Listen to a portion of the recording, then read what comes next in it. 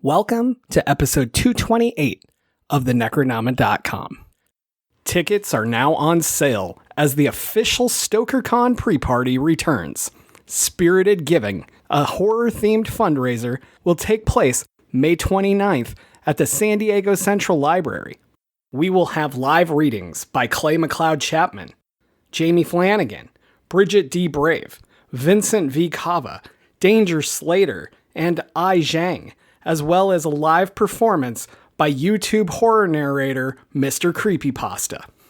Followed by meet and greets, book signings, photo ops, and more. All while raising money for the San Diego Library Foundation, particularly youth reading programs and the Books Unbanned initiative. If you're planning on attending StokerCon or you're in the area, you do not want to miss this event. It's gonna be one hell of a night. Grab tickets now at www.spirited-giving.com and help horror leave a lasting impact on the community of San Diego. And I want to send a quick thank you to Fright Rags, one of our top sponsors for Spirited Giving 2024, May 29th, San Diego, California. Fright Rags has been bringing you the best in horror apparel and accessories since 2003. Offering a wide range of products for your favorite creature features, slasher flicks, and cult classics. Officially licensed collections include titles like John Carpenter's The Thing, The Evil Dead, Creep Show, Jaws, the Halloween franchise, and so many more. Head on over to fright-rags.com. Make sure to sign up for their SMS and email newsletter to never miss a drop. Listeners get 10% off when they use the code NECRO10, all caps, at checkout.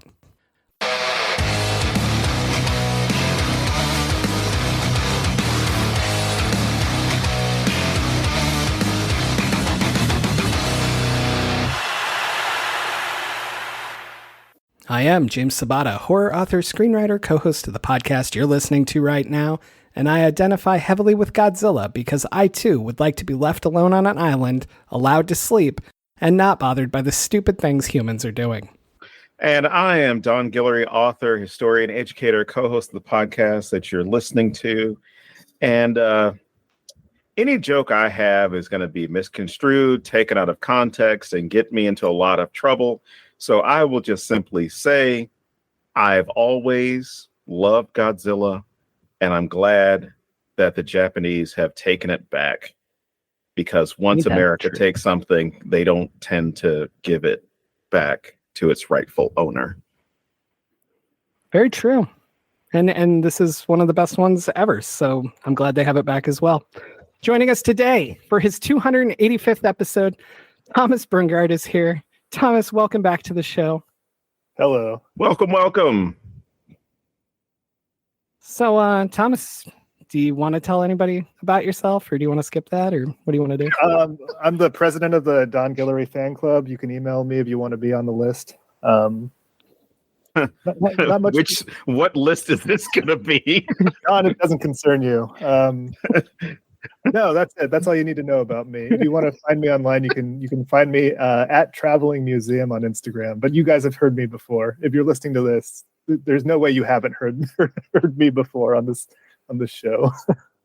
I swear there's probably people that have accidentally listened to your episodes, so you're probably right. Absolutely. No, I want to directly go to what Don just said. Thomas, you hit me up and you were like, can we cover Godzilla Minus One? And I knew nothing about Godzilla Minus One. I have just zoned out of these movies. I'm still angry about Millie Bobby Brown taking some kind of underground tunnel across the ocean. Anyway, I've come to literally just shudder when I hear there's a Godzilla movie, and I'm like, I just want to stay with the originals. And I told you no, and you instantly went, the Japanese made it, and I was like, oh well, shit, I'm in. And holy fuck, what a difference.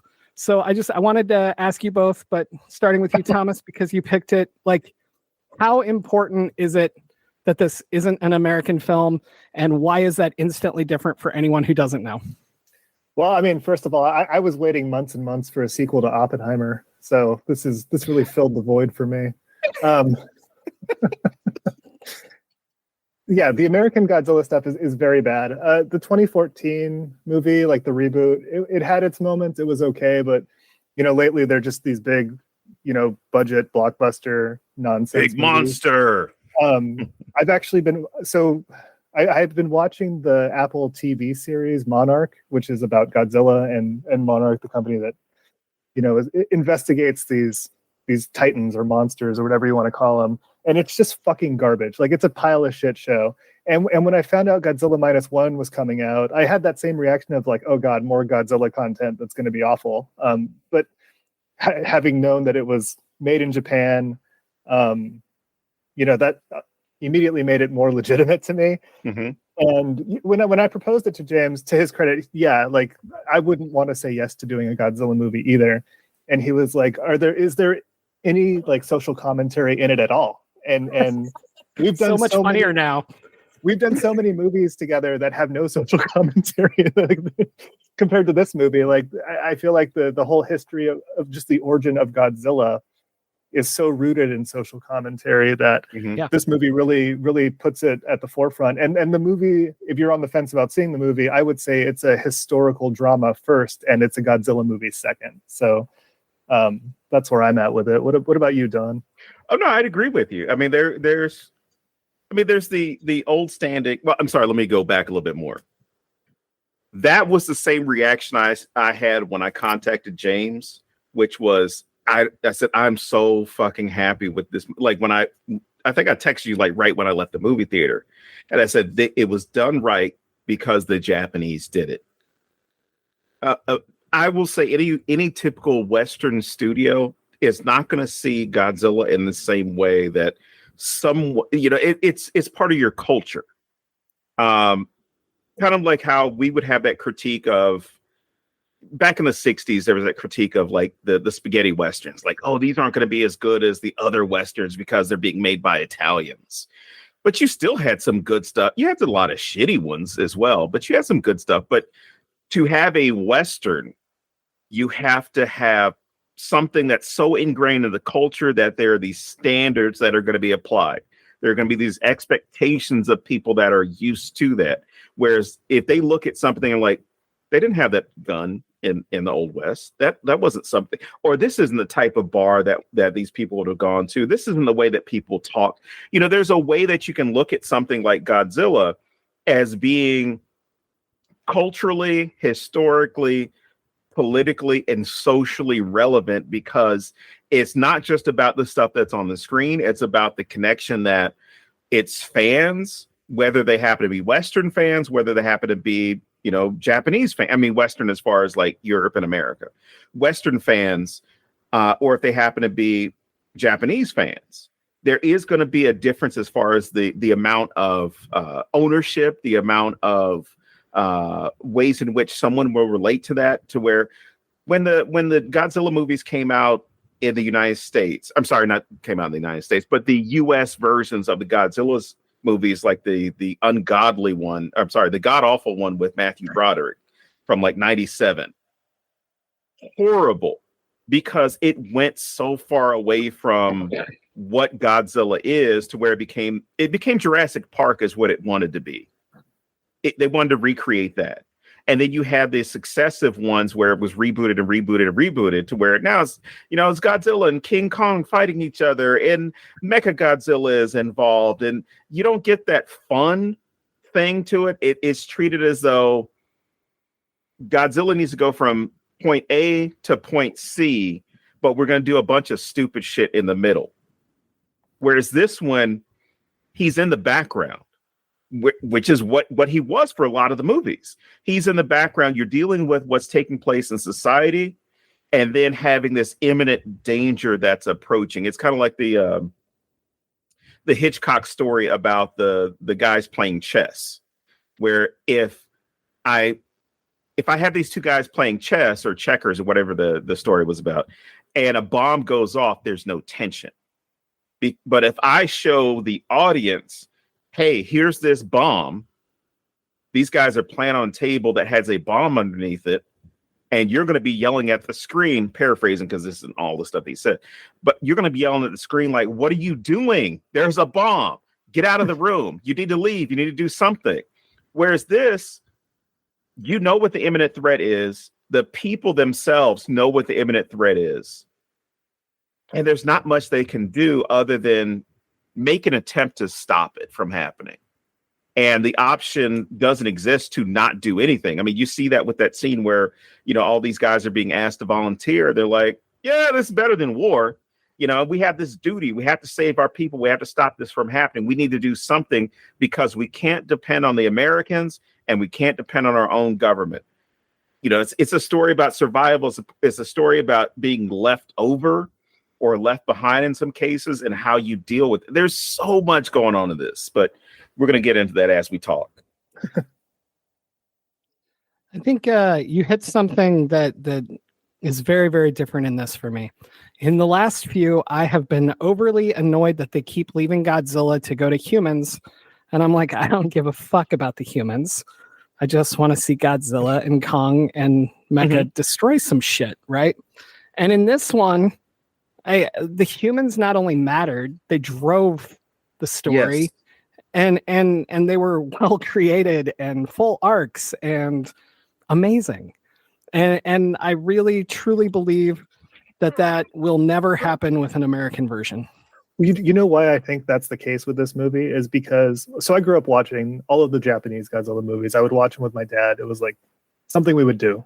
So I love Godzilla just in that sense. And the problem I have with the American movies is that they try to make Godzilla like an anti-hero. He's somebody that they try to make likable or that he's there to help people. Where in Godzilla's inception is just a villain. All Godzilla is there to do is destroy, right? So when Godzilla is just a villain that you hate, it's easier to like the characters that are trying to defeat him, right? So like in the American ones, there's like this weird, like, who am I supposed to be rooting for? And in this movie, it's so clear that you're, you know, siding with the characters who they've done a really, you know, great job of building their backstory. And a lot of the movie is building their backstory, which I'm fine with because you see Godzilla so early in this movie. With the American movies, you don't see Godzilla until like Act 2. But this movie, like right out of the gate, you know, you're getting a Godzilla encounter. So I think all of those things really contribute to it being like a real movie, rather than just, you know, a spectacle movie, if that makes sense.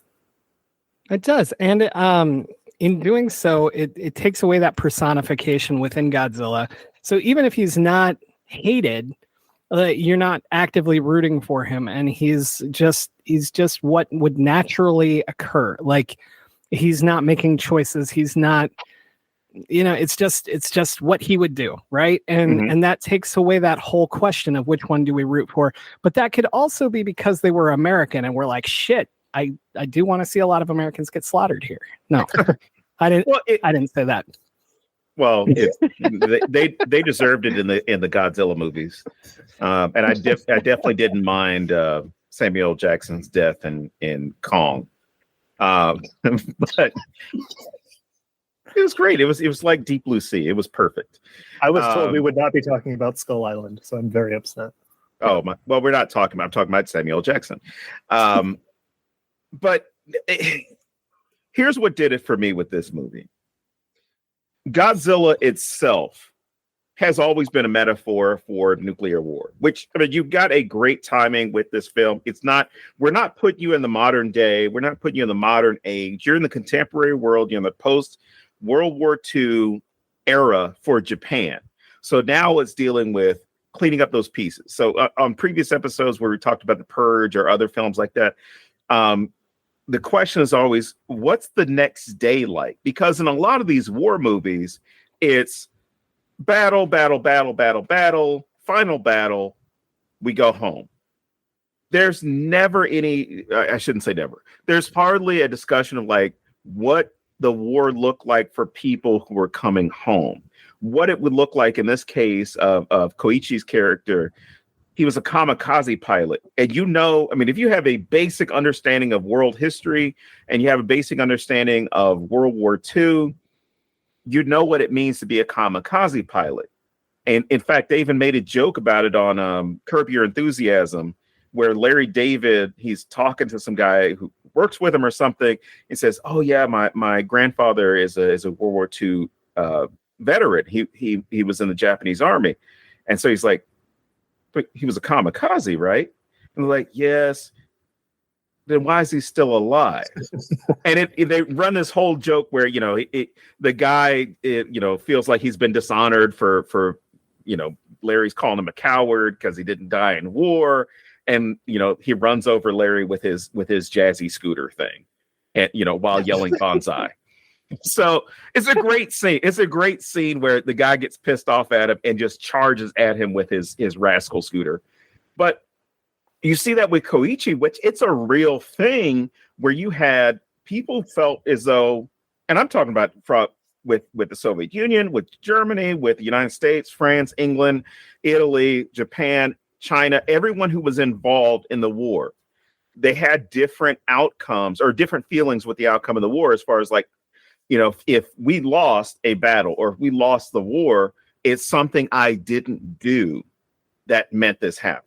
If a friend of mine died in the war, he was standing right next to me and he got shot, it could have been me. And if I go on and I don't do something good with my life, I'm dishonoring this person. It's kind of the same thing you see with Saving Private Ryan, where Ryan at the end of the movie, spoiler alert, Ryan at the end of the movie, isn't sure, like 50 years later, still isn't sure if he's a good man, if he did what he needed to do with his life to honor the sacrifices of those other people. So starting off with Koichi, who's like, he left and he's like, oh, something's wrong with my plane. I couldn't do it. And one of the guys coming to him and saying, like, you did the right thing. We shouldn't be, the war's over. We're losing. Like, why are you doing this? To give him a little bit of solace, a little bit of compassion. And then you have the other guy, I can't remember his name, the mechanic, who gets onto him when everybody gets killed. Kenji. Yes, thank you. When everybody gets killed, and he's like, you had a chance to end this. You had a chance to kill that thing, and you didn't. You're a coward.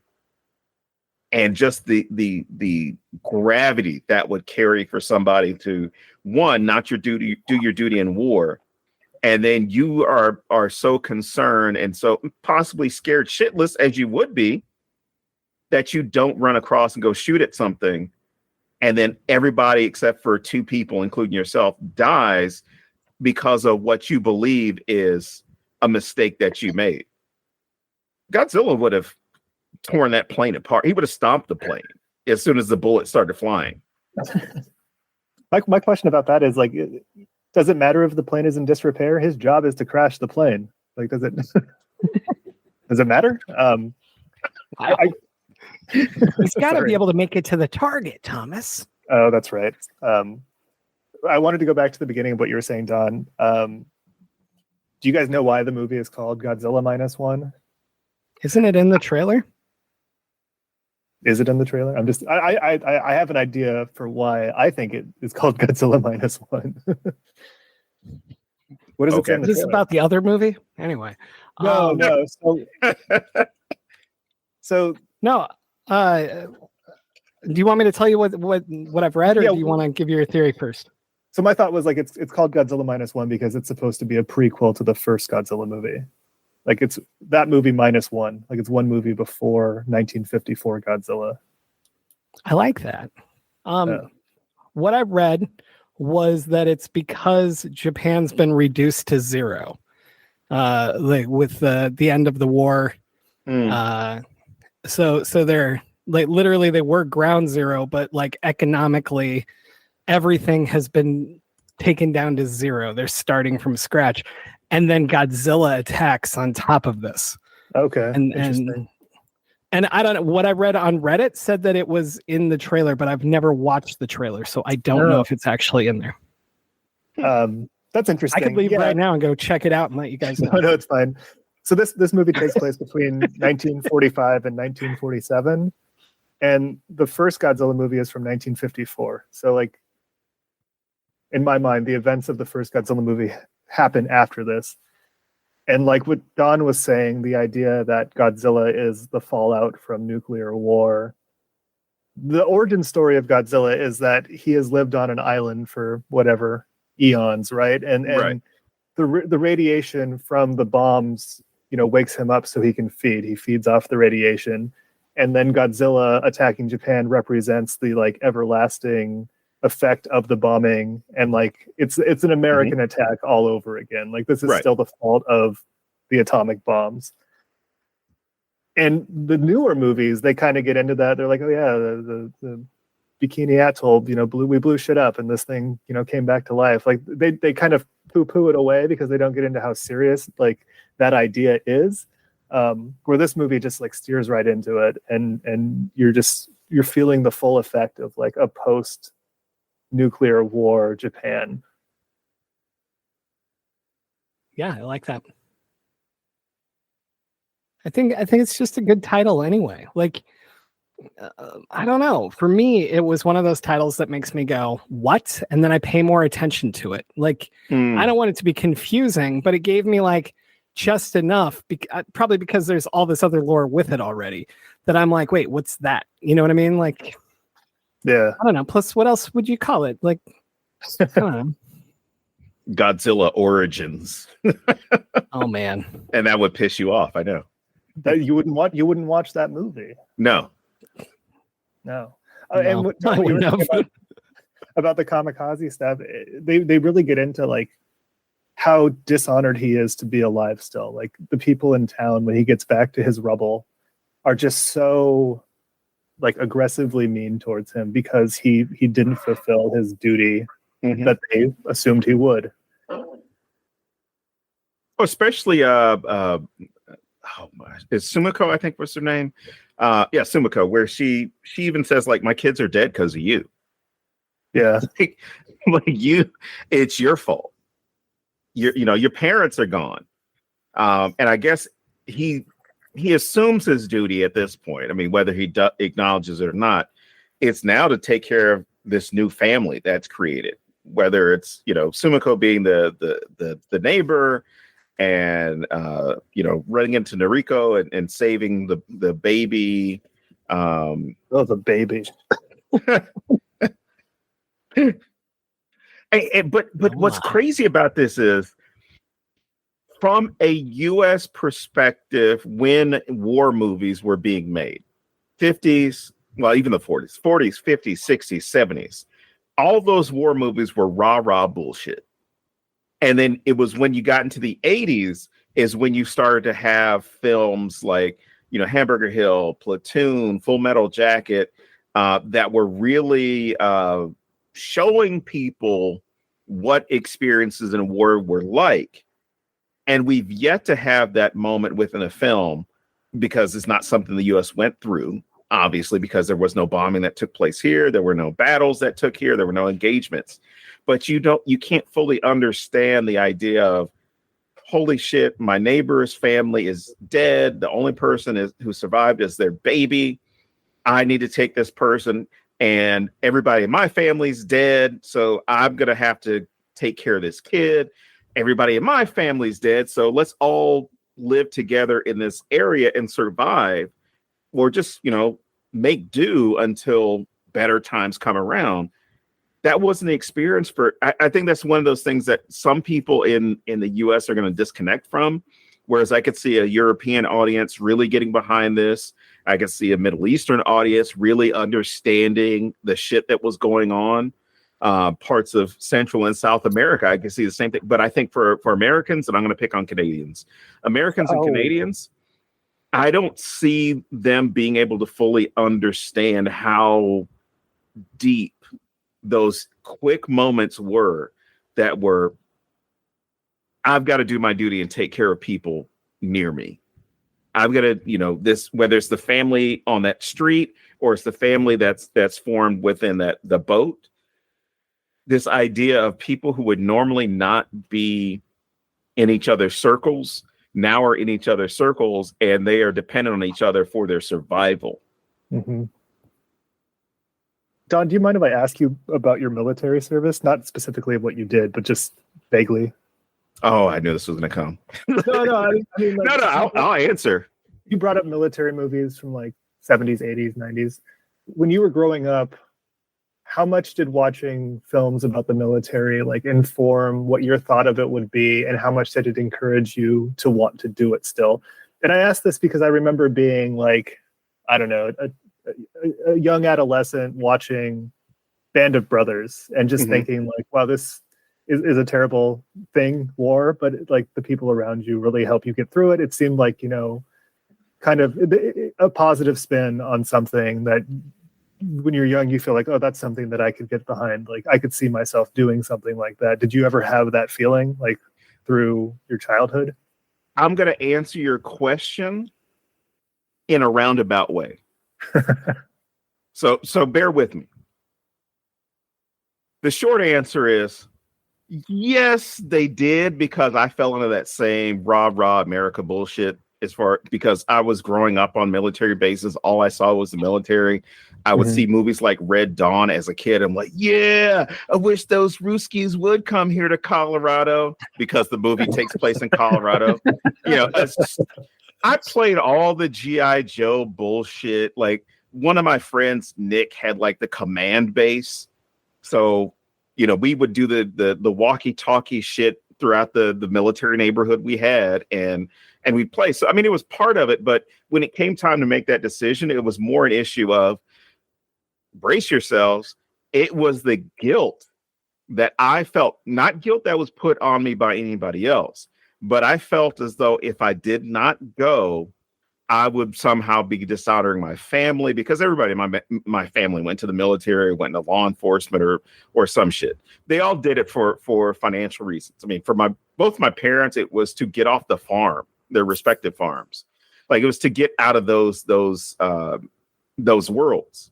And the military was like the only option for them. So for me, it was an issue of, here's a good opportunity. I can go to officer candidate school. I can get my bar. And then in a couple of years, I'll get promoted, and then, maybe I'll make a career out of this. My body had other plans. So, but with Koichi's character, like the first thing that hit for me was that guilt that you didn't die, but also the guilt that you didn't finish what you were supposed to do. I mean, that guilt because you didn't die, because you were supposed to, right? And for the longest time, like when I had my injuries and I was cycling out of the military and all that stuff, I felt guilty as hell, because a lot of my friends, I mean, some of my friends have not come back. I mean, they went and something happened to them. I've had students that have gone overseas and they've died, either in combat or other conditions. But for me, I always felt like, God damn it, I feel like a piece of shit, because here I am, I'm medically retired, and I'm getting a pension, I'm getting all this stuff. I said, but I don't feel like I earned it. I don't feel like I did anything that was worth this, right? And I had to have family members, when I was telling them this stuff, they're like, no, you fucking did what you were supposed to do. And because the Army broke you, the Army has to pay you.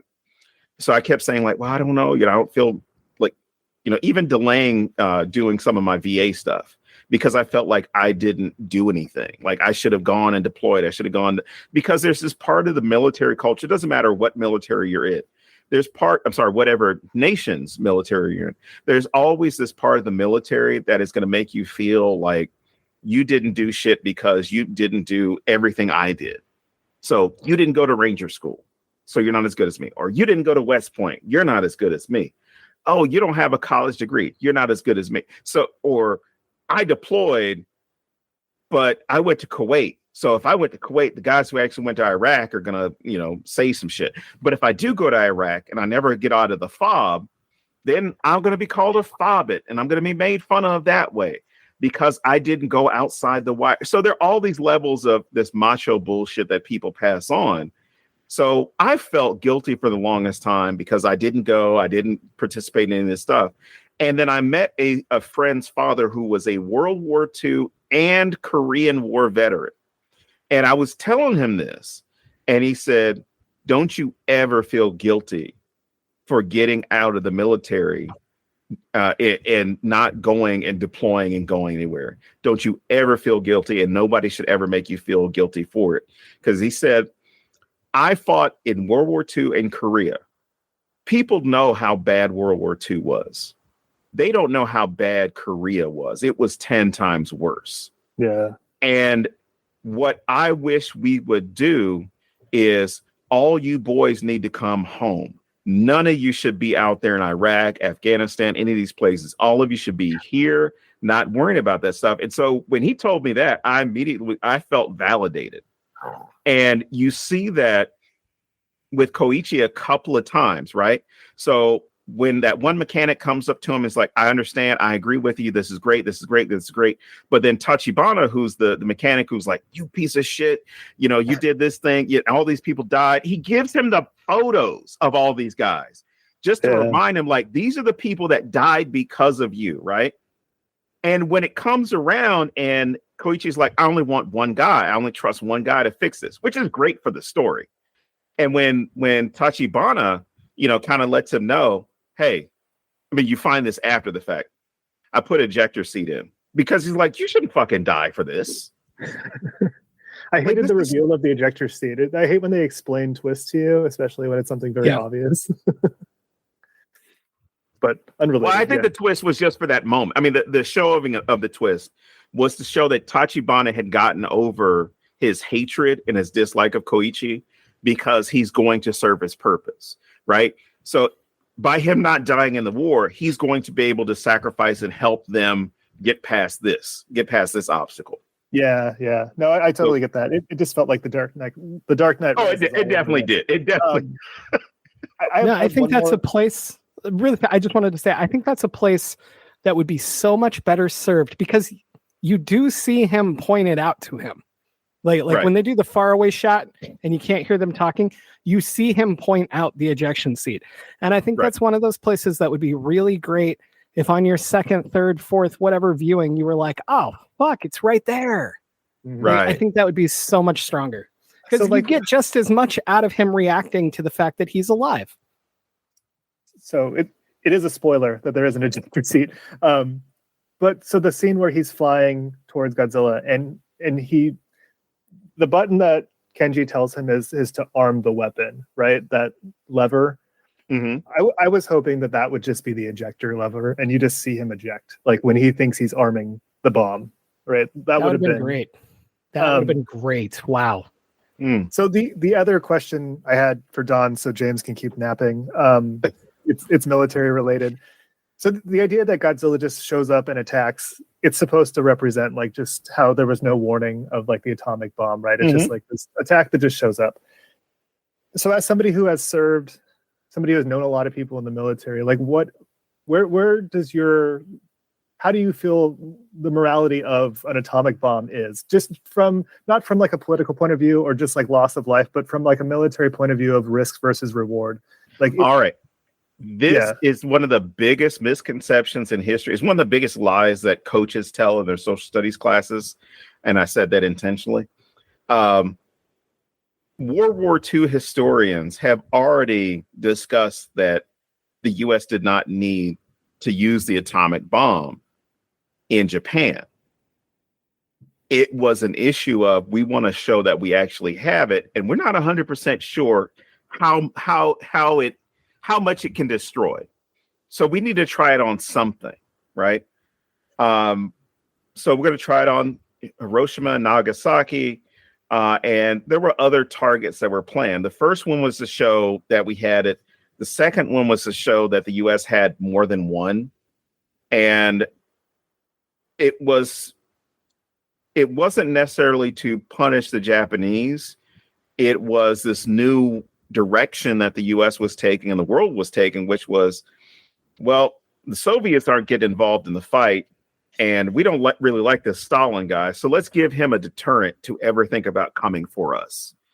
The usage of nuclear, thermonuclear, hydrogen, any type of weapon like that is at the base level immoral, completely immoral to do something like that, because we talk about indiscriminate killing in any type of war zone or anything like that. There's nothing more indiscriminate than we're not going to warn an entire population of people, hundreds of thousands of people, that we're going to drop a weapon on them that is exponentially hotter than the sun. Is that considered terrorism even during wartime? That's a war crime. Okay. That's a fucking war crime. You attacked it. You attacked a civilian population. Now I will say this: with no military target. Yeah, the with target no military is target. the civilians. Yeah. I'm just saying it's not what's the fucking word I'm looking for? Collateral damage. It is the fucking target. Yeah. Forgive me if my history is wrong, but was it not like the objective of the people doing like the Trinity tests to have the first bomb dropped in the water, not on land? I don't know of that one. I know of we're gonna fucking nuke Hiroshima and Nagasaki. Right. That was the ultimate decision. Yeah. Like they were overruled. They're like, no, it has to be on land so it can show its true destruction. And it's the issue of why it worked, not as far as the acceptance for the population, right? Americans had this and still have, because there's still people alive that think this. My former grandmother-in-law still had this perspective up until last time I saw her. Was that the Japanese deserved it. Like the atomic bomb was going to be too nice of a weapon to use on them. You know, it's going to be instant death, as opposed to, you know, the Japanese attacked Pearl Harbor without warning and without doing this, and this, and they killed thousands of people. Japanese people had been so dehumanized through public perception, through political cartoons, all these things. You could not see the Japanese as quote unquote human beings. You couldn't. You had to see them as it was this one monolithic group of people that all listen to the emperor, that all believe that emperor is their god, and they will all die. Every last man, woman, and child and baby, you know, is hiding in the blades of grass with machine guns and samurai swords. That was the way it was taught. That was like the propaganda, right? That was all you saw of the war. And then there were no Japanese Americans to advocate for themselves because they were all fucking locked up. Yeah. Except for the oh my gosh, now I forgot the groups, the 662. Because it was an all Japanese American regiment. They were sent to Europe to fight because they were not trusted to fight against the Japanese. Wow. Yeah. History's fucked up, ain't it? Well, I mean, not even to dive too deep into this, but even the fact that FDR purposely wouldn't tell anyone whether they were going to use the bombs or not. Mm-hmm. So then when he dies, Truman doesn't know what to do. And so he's like, I guess he wanted us to use them. And I can't tell you how many times I've wondered, because, you know, I my history degree is in the use of nuclear weapons to end the war. Like that was my focus. And I can't tell you how many times in my life I've come back to this moment of part of me believes FDR wanted to use it. And part of me believes that FDR was just bluffing. It was, if we have to use it, we can, but I'm going to hold out as long as I can and fuck with these guys and win. And then he fucking died. and Truman went, well, I guess we kill a bunch of people. Sounds good. I wholeheartedly believe that FDR wouldn't have used it. Not that he's a good person. I don't think he would have wanted to start that fight. As far as the nuclear arms race, I don't think he would have wanted to start it, because he was already complaining at the beginning of U.S. involvement in World War II that he was not going to get involved in order to make the merchants of death money. He wasn't going to do that. And it was fine to do the Lend-Lease and the Atlantic Charter and things like that, but we're not going to be sending our boys, quote unquote, our boys over there to make a bunch of guys rich off of the war. So I don't think he would have, because of his track record, but there's no telling. I mean, Yeah. No. Thomas, what were you going to say? Oh, I was just going to say that I don't think FDR would have done it because he didn't have a leg to stand on. Anyway, God damn I'm it. so glad I asked. I've never been damn so it. happy that I asked. Can we briefly talk about just some like plot holes? I felt like as great as this movie is, I feel like there are some issues with it. Sure. Mostly involving Noriko. Like Noriko's storyline is so strange to me. I totally understand the idea of like this is a woman taking care of a baby that isn't hers because everybody around these people have died. I don't even know if I believe. But yeah, continue. That's true. Like I feel like we never fully trust her. Like I was always waiting for like something to go wrong, right? Like for her to do something or for something to happen. And like you're supposed to build this emotional connection to her, like over time, the same way that Koichi does, and it's kind of successful. And then there's the scene where like she dies, right? Like supposedly dies, and she shoves him into an alleyway, and she just gets like hit by this. Also, by the way, when Godzilla does his whole like I'm gonna have my big nuclear scream thing going on, and his scales fucking pop out of his back, it's the coolest fucking thing I've seen in the movie. In a really long time. 1,000%. So why not just tackle him and you both can be in the alley anyway? So like the idea is that she has to die for like the emotional story to continue. I feel like it's such a letdown to the end of the movie that she isn't dead. I agree. I felt she should have stayed dead. He just replaces her with not like in a relationship sense, but then he becomes the person who takes care of Akiko, right? And he fulfills his duty as like this new father, also honoring what happened to Noriko, somebody that he couldn't save until he was willing to risk his life at the end. I had a lot of issues with that. I felt like it wasn't necessary. I felt like they were trying too hard to make kind of a love story work in a movie that really wasn't about a love story. I thought it was more interesting than a love story. Like, it's such a, it's something we don't normally see. So it was instantaneously more interesting to me. I look at the levels of shame and guilt and whatever else and people dealing with people who have died. And what an easy fucking way to write off all of your emotions about your husband if you claim you never had one and this isn't your kid. Yeah. And I was like, holy shit. Like, she doesn't have to be a prostitute. Like, she directly gets called out and says, no, it's not even my kid. Right. Like, she erases all of that and gets to just build whatever life she wants. And I find that very fascinating. And I don't know, but that's my headcanon, is that it is her kid. The whole ending part, I don't like. I want to like it, but her death was so powerful that it just gets stripped away. Yeah. And I hate that because it's such a cool moment when she gets sucked into the wind and she's gone. Beautiful. And that sums up. Yeah. But that sums up what everyone goes through in war or in the nuclear blasts or whatever else. These people are just gone the next second. And I thought that was so strong. I was legitimately mad that she was back at the end. So there you go. Yep. I was mad also, but that scene leading up to when she gets blown away is one of the only scenes where she is like the focal point of the scene. She's the only character we're focusing on, and she's on a train. And it's one of the coolest scenes in the movie when Godzilla makes landfall for the first time. And I know, James, you think it's hilarious when Godzilla walks, but I do. He makes landfall and like he's shuffled.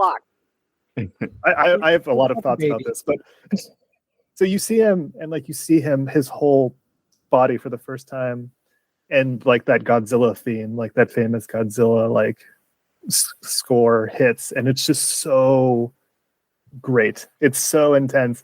And one of the things we haven't talked about is that this movie cost less than $15 million to make. And for them to have such incredible visuals and like great like cinematography and production for so cheap, it like issues aside, it blew me away, like how good it was. But that scene where she's in the train and then eventually she gets blown away is so powerful, like you said, James, because she dies, and you feel the loss through Koichi, and then they just strip it from you at the end when they find her alive. And then they don't explain like why she, like how she got there, who found her, and then she has like a marking on her neck, like a tattoo on her neck that they don't explain.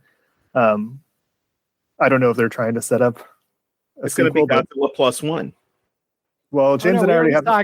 Yeah, we have a theory for Godzilla plus one. Have you told Don?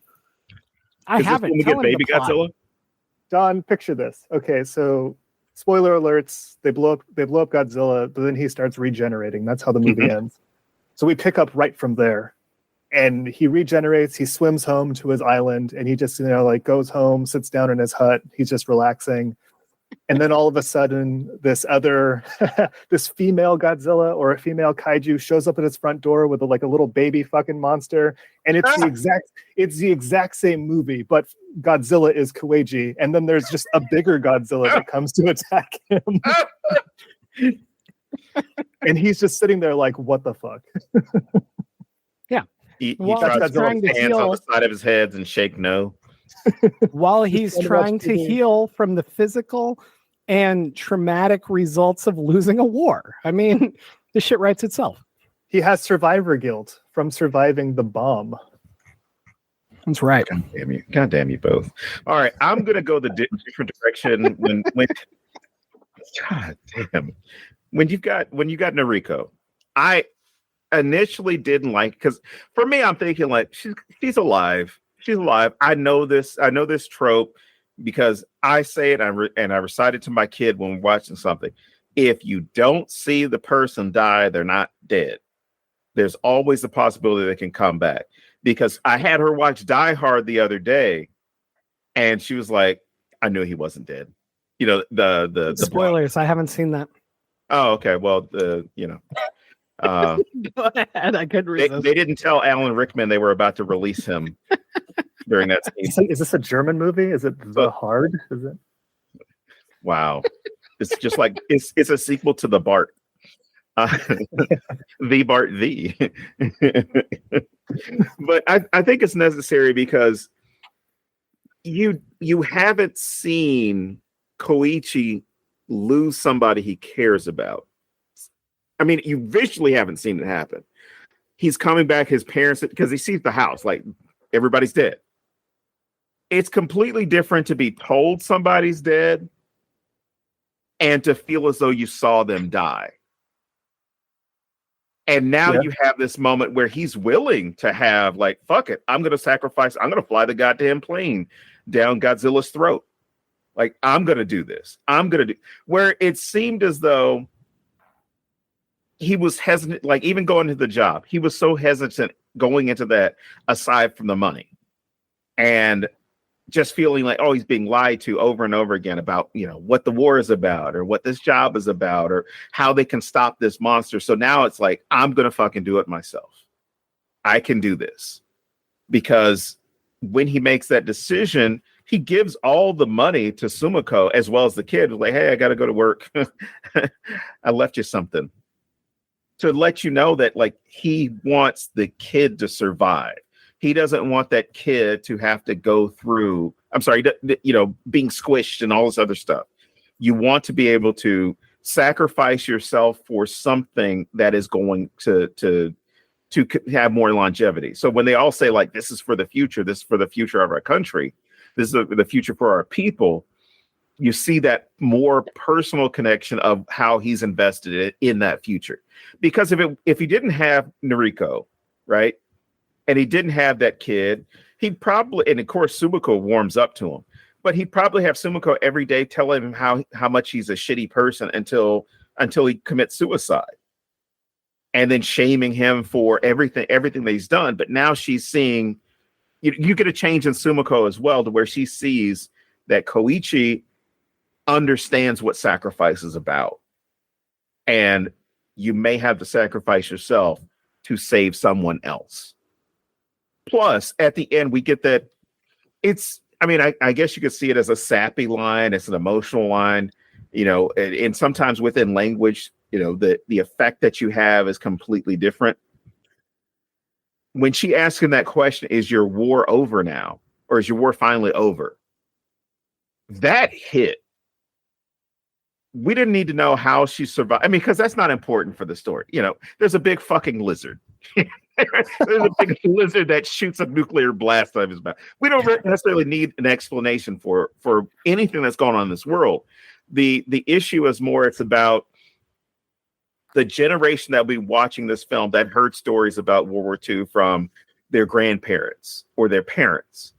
And now it's about seeing how you can take, you know, this culture, this nation, this people into the future. Like, what are we going to do to make sure that the next generation is taken care of, or just to make sure that there is a next generation? What he did do for Akiko was slowly renovate and upgrade his house over the course of 2 years. We got to see that, like a video game. I liked that. It was fun.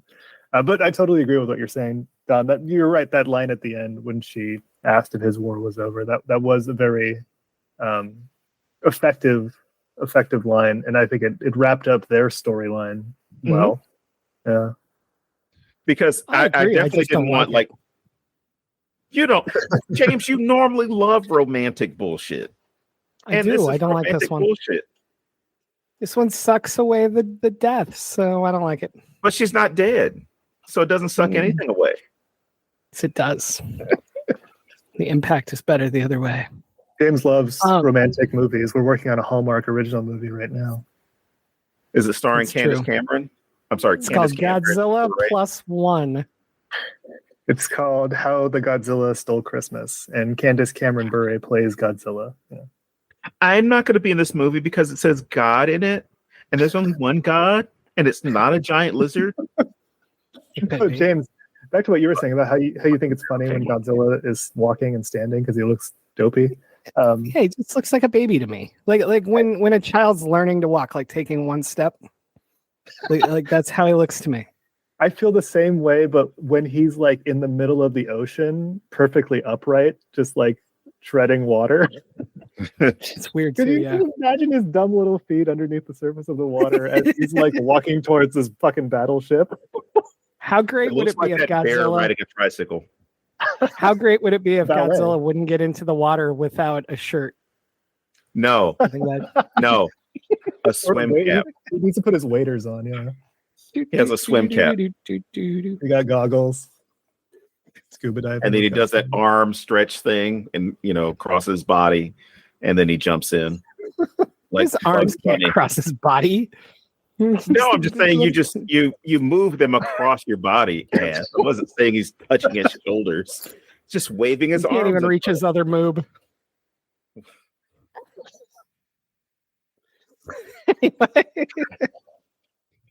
Poor Godzilla. So what you're saying is eating only fish is not the way.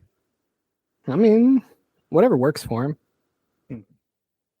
I just think he looks way cooler in the water.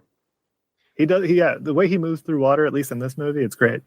I was worried that Alex Jones was going to pop up at one point. Go on. Oh, okay. I'll do the voice. See, before the Democrats took over, we didn't have these problems with these goddamn big fucking lizards. All the water, the chemicals in the water, not only turning the shrimp and the frogs gay, they're also making reptiles that could destroy small Japanese cities. Now, if you want to protect your city, I would definitely suggest that you buy my survival gear. And if you enter the code Alex Jones 100, you will get free shipping. Oh boy, that was great. Yeah, I'm wowed. So right after I saw the movie, I immediately thought of it would be so not funny, but funny. It would be funny if there was a modern day Japanese Godzilla movie, maybe 2018. Mm-hmm. But they do cut to American news coverage of it, and it's Trump talking about Godzilla. I think that would be so funny. I'm not doing it. You only get one per episode. Japanese, they got these kaiju. Okay. These kaiju. It's a kaiju. I was watching the news the other day. I mean, I don't know why, because it's all fake. But I was having a conversation with my friend Elon. Great guy. He runs this company X. Have you ever heard of it? Okay. There are a lot of things, but apparently, there was a big reptile that attacked Tokyo. Now, personally, I would have preferred that they had gone to China because the Chinese, with their TikTok, are completely trying to take over America. Okay? This is way too cohesive, though. I hate you guys. They call him Godzilla. He's not God to me. I have many favorite Bible verses. There's only one God I recognize, and that is me when I look in the mirror. Because there is no greater God than me, Donald Jesus Trump. Somebody do a Hey, if you mashup have- of Godzilla. It's just Jesus as Godzilla, and he just blows things up. I like that. Somebody I like please that a do that lot. for me. Oh, fuck you. Oh, I'm not going to tell the jokes. All right. He grabs onto buildings and people fall through his hands. Jesus Christ. Anyway, Right. That's what we're talking about. so this movie. No, I do think this is an excellent. I've told both of you this, and Thomas laughed at me. I think it's an excellent look at national guilt, but also how it gets handed down. And they use one character who didn't go to war, and he constantly, everybody brings it up to him that he didn't see combats and stuff like that. And then he's involved in the final battle, but it's such a good use of just how every generation will be affected as well. Right. Just to be Japanese, you're affected by the war. You can't get away from it ever. And then how that's handed down and how each generation learns from that, but also lives with it. And obviously we're not jumping ahead 30 years to see how everybody's affected. So I thought it was cool that this one character kind of symbolizes that. I feel like that's a common thread in a lot of movies like this, where there's always a young person who wishes they could have done more or wants to do more. Like off the top of my head, like in Gallipoli, they're underage, but they enlist anyways, or in something like Mulan, wants to be a man so that she can fight. It's a young person wanting to do something outside their means.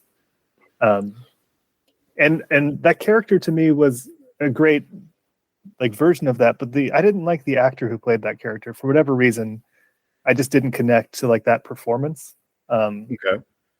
But it was still an effective character to have in the movie. That ragtag team of sailors they put together.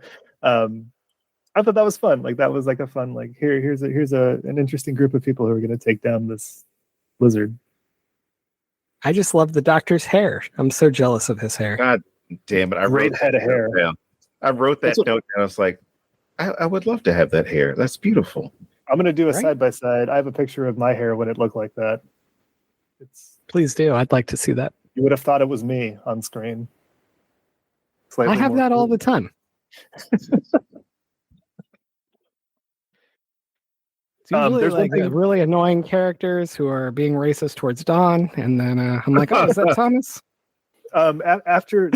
James, we talked briefly after you saw the movie. There was two things you said to me that I felt were very contradicting. One being that the movie felt really long, and the second being that it should have been a miniseries. Yes. Fuck you. Thomas miniseries. They're fucking awful. I 100% stand by that. Awful. Oh my god. How many episodes? Absolutely stand by that. 5 episodes? 10 episodes? 6? No, maybe 8. No, I think. Well, how long are we talking? Are we talking a half an hour? Are we talking an hour? But you're telling me the movie's already too long, and you want to make it 10 times long. No, okay. So here's my problem. There's so many threads that things can't get fleshed out in different places. Even when Bikini Atoll gets hit, it's a 3-second flash with no explanation of how that would scare everybody watching. Not that they're standing on the shore watching it, but finding out about it in the news or things like that. And there's so many little things that they hit quickly that could have been fleshed out, but they added things that didn't need to be there. And so if you're going to add stuff, then I want you to explore it, because I do think that this movie could have a super rich history following these people into these different aspects over the years. But if we're not going to, we don't need to throw every single fucking thing in. I 1000% disagree. My problem with miniseries is like you have this overarching story, which is fine, but then you have to have like filler. It's so much filler. You have episodes where it's like just the neighbor going about her day in war-torn Japan. Like, I don't need to see that. Like, that's not what I'm in it for, right? Like, I feel like every miniseries I've watched in the last 10 years, afterwards I've thought this would have been a better 90-minute movie. Oh, I'm all for cutting instead. I would rather this is just a shorter film. Okay. I would agree. So yes, I would agree that there are things that could be removed from the movie that wouldn't affect the heart or the story. Like, what's with this kid drawing pictures? I'm just kidding. I'm totally kidding. I can't resist that one. You just hate kids. I agree. I mean, she was the only one who made me cry. When did you cry? When I didn't actually cry, but I did get sad. No, I got mad is what happened. It was. Oh, yeah. You texted me about this. Yeah. I was waiting for him to get in her face and scream, "I'm not your dad." Like, and I was literally sitting there like, I swear to God, if you do it right now, I'm gonna come through the screen, dude. I don't know why, but I was having like a legit visceral reaction to him being drunk and like turned away from her while all of his friends are trying to help her. And I was just waiting for it. I was like, he's going to scream it at her. And at that point, he would have become unredeemable to me. Like, I would have been so mad. I would have been like, I hope your plane blows up before you hit Godzilla.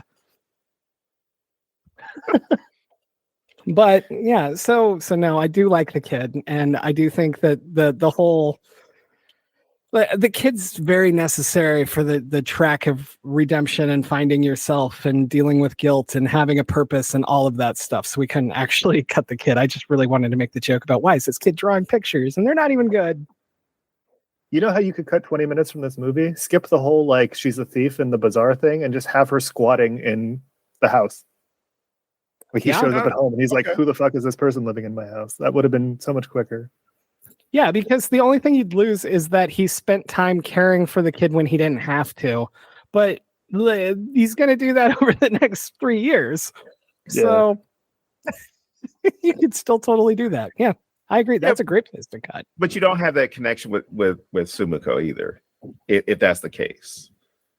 And I mean, as far as at the end, where it's clear to the audience, like this guy he's taken this seriously. But before I forget, this is the thing I wanted to, I saw in my notes. I was like, I have to talk about this. That money, the money that he was making, when he gets the advance of 3,000 yen. So I had to do some digging to figure out roughly what it would be worth. So to put it in context, that would be like getting $150. $150 advance in 1946. Today's value of $150 from 1946 is roughly anywhere from $2,000 to $2,400 as far as the purchasing power. So for you to look at, for him to look at this and say like, oh, I got 3,000 yen as you understand, like, one, why he would be excited to get that much money, but then two, why someone would be willing to pay that much money because of the type of job that he's doing. And possibly, a lot of high turnover. I mean, they did lose one boat during their voyages. Let me ask you this. As long as we're talking about things that could be cut. Obviously, this is a Godzilla film, but could you replace Godzilla with any other kind of catastrophe, like an earthquake, a tsunami? And do you think that the movie would still work as well?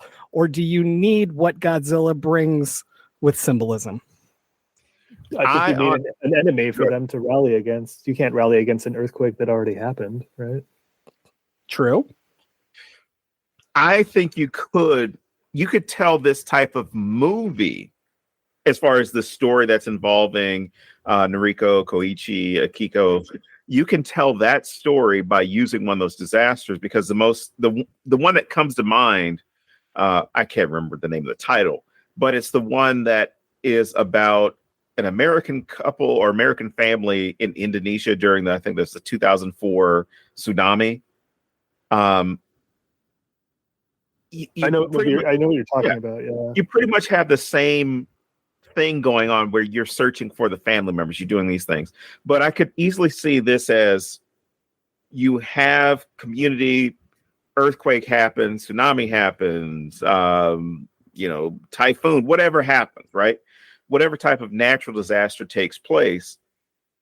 Now you've got a fractured community or fractured communities within the general community that could band together, as you see with this makeshift family that gets created. But well, there's no but. I'll come back to it.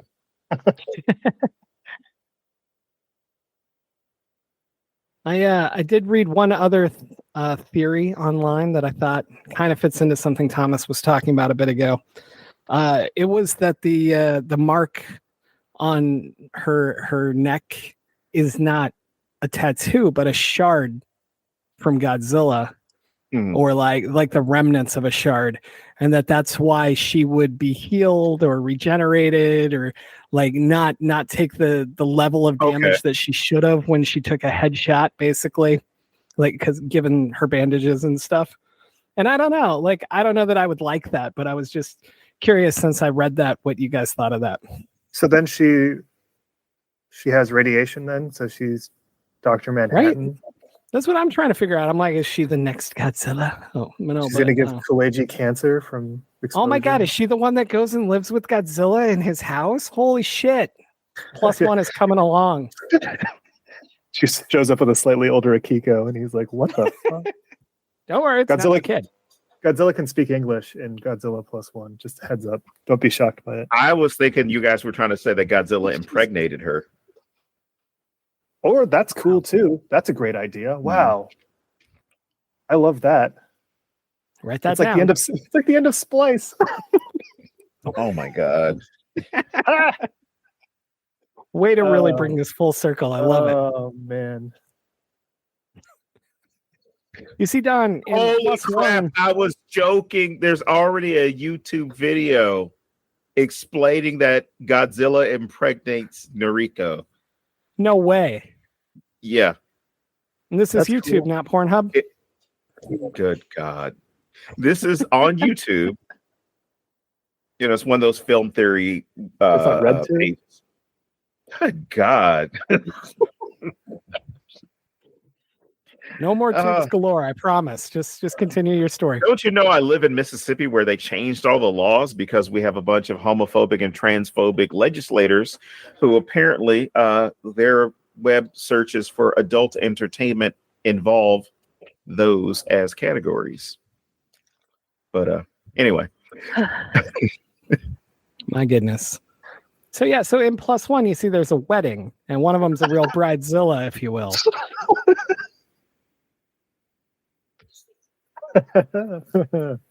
No, there you go. There's your movie, Bride of Zilla. Yes, that's already a movie. Are you fucking kidding me? Guys, go back. There's 30 Japanese Godzilla movies, and they're all crazier than the one before it. And it gets to like Bride of Godzilla, Mrs. Godzilla, Godzilla and Baby Godzilla, and he's got this little dopey baby that looks like a turtle. Manila. It's hilarious. It's great. I love it. That's where the Japanese something. I don't really lost their way with the Godzilla franchise. Surprised they were allowed to make another one. They had writers somewhere, and they're like, the problem with Godzilla is that he doesn't have a family. And everybody was like, yeah, that makes sense. Ugh. Could you imagine Godzilla holiday pictures or family pictures, just the way they would be posing? Like the old 80s one where you got that one person where they've got their palm under their chin thinking about him, and then it's like the other person, kind of faded in the background. Do you remember those Vaseline photos from the 90s? Yes. Where It's Godzilla, but it's got like, Angel and Cutie Pie written around it, and he's like glowing in the in the light. He's wearing a boa. He looks very, very young. Oh my! Is Godzilla a man? Is it a woman? Is it an entity? We didn't get into that. Not that we need to. It's just we can't keep gendering Godzilla. Well, How considering times that have changed. Godzilla reproduced, that means that they can change their sex if needed, Oh my because Godzilla has been identified, depending on who's making the movie, as I guess asexual, because Godzilla produces on its own. Okay, Godzilla- but would you sleep with Godzilla either way? I mean, just for the story. Yeah, cool. All right, go ahead. Godzilla has to be a man because factually God is a man. But no. But hey, whoa. Phonetically, or I should say, because of language, there's an A at the end. It's feminine. Yeah. I agree with that. But there are men named Dana. So also, what's that about? And how do you pronounce the two L's next to each other? Godzilla. It's Godzilla. Yeah. So anyway, another deep dive. Yeah. Godzilla's gender has changed. So it's changed. I'm sorry, changes its sex depending on who's making the movie. How accommodating of Godzilla to help out the filmmakers that way. Absolutely. What a stand-up guy or gal or other. Should I get into my recommendations? Are we there already? Are we there? Well, I wanted to Okay. talk about. There's a movie that came out in 2016 called Shin Godzilla. It's another Japanese Godzilla movie, which is also a really great movie. Okay. That was going to be my question. It takes place in modern Japan, so there's a lot more political stuff going on. But Godzilla in the movie is wild because you see it evolve into different forms over the. It's just a really good movie. It would make a really great follow-up to Godzilla Minus One if you have momentum. Like, go right into Shin Godzilla. Okay. The other things I wanted to suggest were The Host, also a great Asian monster movie we did on the podcast. You should watch that and then listen to our episode about that. I love the movie Cloverfield. Take some motion sickness pills. I would die on a hill for that movie. I think that movie is fantastic for a lot of reasons. And how do the you last feel about all the other movies, like the Cloverfield Lane? I like 10 Cloverfield Lane as like a standalone movie, but the fact that it's in the universe doesn't do anything for me. And then like the Cloverfield Paradox was just dumb. I like the original concept they had of like, there's going to be multiple movies with multiple found footage of the same event from different perspectives. I thought that was compelling. They didn't go that route. But as a franchise, it doesn't need to be a franchise. Like I think of the first movie just as its own thing.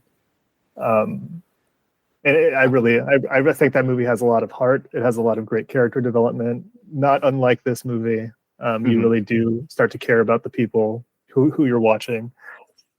And then the last movie, sorry, go ahead. Oh no, it's because I haven't seen Cloverfield in a while. I think I'm going to watch it tonight. Yeah, you should watch it. Watch it with your daughter. See if she likes it, because I think it's scary, but it's not too scary. Oh, it'd be right up her alley, but she's out of town right now, so it's bummer. just me and the dog right now. I can't find the cat. I think he ran out again. So, the last movie I was going to recommend was Rambo, because there's a lot of themes in Rambo that are very similar to the world Kuwaiti returns to. Right. If you haven't seen Rambo, you should check out Rambo. It's not a great movie, but it's a good movie, and it really makes you think about some things that you wouldn't expect to have thought about after watching a movie called Rambo. It's a Christmas movie too. It is a Christmas movie, and I've been to where they filmed that movie, and it's a beautiful little Canadian town. All right. Very nice. All right. Wait. Yes? Let me do this, because if you don't mind, I'm not the movie rec. This is something I did forget to bring up, so I just wanted to bring it up before. Oh yeah, sure. Okay. The there's that conversation that takes place between all these men, and what, oh, we can't depend on the U.S. to help us, we can't, and the Japanese government isn't going to. The Japanese government's like, we don't even want to fucking talk about it, right? Yeah. And they're hiding this in a world where the Japanese are being heavily watched, as far as, especially in their waterways. The fact that this thing exists is confusing to me, because the Japanese, their strategy is, we need to destroy this because it's going to get worse. If it's been any inclusion of the U.S., I imagine there should have been a character that was included, was like, some admiral or whatever who didn't see enough action or whatever, kind of the parallel with Koichi. I'm going to capture it. We're going to turn it into a weapon. That type of bullshit thinking that was going on. Yep. He tries to go and capture it. He and all of his men die as a result. The U.S. doesn't talk about the incident, as a lot of things they didn't talk about during that time, but we are now. But just the idea that when we're thinking about Godzilla representing nuclear armament, nuclear war, anything like that, another representation of that would be, how would somebody else, the addition of somebody else's perspective, demonstrate that fight, as far as like, we need to get rid of this versus I want this and I want to be able to make more of them. I'm sorry, James, go ahead. No, that was great. So I originally was going to make a joke for my double feature, and I was going to do +1, which is how all of this started. But since we're doing this correctly, I want to focus on Bikini Atoll and tell you about a movie that takes place directly underneath that, under the sea, by a pineapple. God, damn it.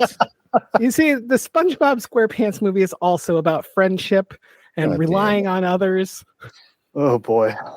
All right, Don, what are your 647 movies? I do not regret my decision to not mention SpongeBob. That would have really fucked up that joke. That would have been terrible. I had nothing else. This was my whole plan. That would have fucked it up. That is awesome. Oh my God. I purposely talked about it during the episode for this joke. God damn it. That was good. That was good. All right, what do you got? Originally, I had nothing.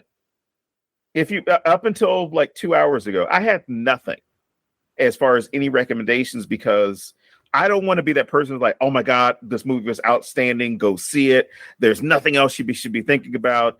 If you want to see any other movie, you're wrong. I don't want to have that perspective or have anybody take me as having that perspective. But this movie is great. I couldn't even recommend the other Godzilla movies. So what I did was I looked at something that would draw somebody in to this type of movie if they've never watched Godzilla, or if they wanted something where you're not sure if the main characters are even going to make it, if that makes sense. Mm-hmm. So, because we initially think Noriko is dead, and there's also the possibility that Koichi may just go ahead and go out. So the films that I picked: Jaws, because we have that great scene, that great comparison where Godzilla is swimming slowly behind the trawler that they were using. The Ritual, Train to Busan. If you're the kind of person who is bothered by subtitles, get over that. You're going to be missing out on a lot of good movies. The Mist, The Mummy 1 and 2, Saving Private Ryan, Jurassic Park, the Dune series. And James, I initially put this down as my joke, as far as like my joke film. But I think it needs to be included in this.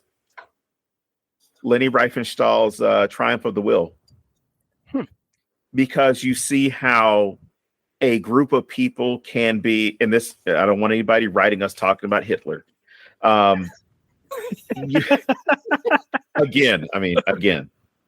So you see how someone can use nationalism in order to whip up people into believing an ideology where it's like everything matters for me, for my people, for the survival of these groups. So this film would be on the other end of propaganda films where it's benign, it's benevolent, you're going to learn something. We're not whipping you up to do harm.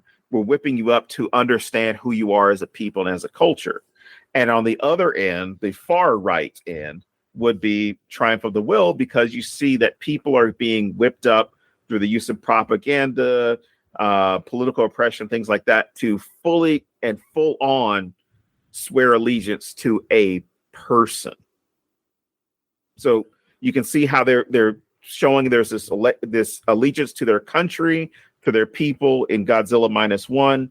And then for the German people is being whipped up in those films and those speeches to do harm and only serve one person. I'm kind of stunned. That was great. When you said it, I was like, where the fuck is this going? So yeah, cool. Plus that movie has a really big monster in it. Anyway. With short arms. Oh my. And a pudgy little tummy, walking around like he just learned to walk. Anyway, he did have his own interesting walk. We'll give him that. See? Anyway, so I suppose that brings us back to you, Thomas. And do you want to actually tell people about the Traveling Museum in case they don't know, and how they can go check it out? Yeah, the Traveling Museum is there's two conceits of the Traveling Museum. One is that you usually travel to a museum, but this museum travels to you. And when you go to a museum, you usually can't buy what's in the museum, but at our museum, you can buy whatever you want. Everything's for sale. So if you're interested in like 80s, 90s, 70s nostalgia, we got a ton of that. And you can visit us at Traveling Museum on Instagram. Awesome. Cool. Well, I suppose that wraps it up for another week then. As always, I am James Sabata. And I am going down the rabbit hole on Godzilla sexuality. Okay. All right. Before we sign off today, I want to give you guys a little update. We're going to take 6 weeks off of the show. We're going to be back on March 11th. And we're going to hit you with some Tu Wong Fu because we're crazy like that. But also it will be the beginning of the end. The Necronomicon.com will officially end on August 5th, 2024, our 5-year anniversary. Don and I have put a lot of thought into it, and a lot of thought into where we want to go from here, what we're able to handle every week, and every other deadline and goal and project and things we're being hired for, or whatever else, and just life in general, man. And we're at the point where we can't keep doing this as much as we love it and as much as we love you guys. We're still going to do cons. We're still probably going to show up occasionally and drop a random ass episode, but the weekly constant barrage of the Necronomicon.com will be gone. I want to thank you all for your support. And I hope you return for our final 22 episode run. We have a lot of good stuff coming up, and we are going out with one hell of an episode in August. So I hope you enjoy the ride with us. We will see you soon here at the Necronomicon.com.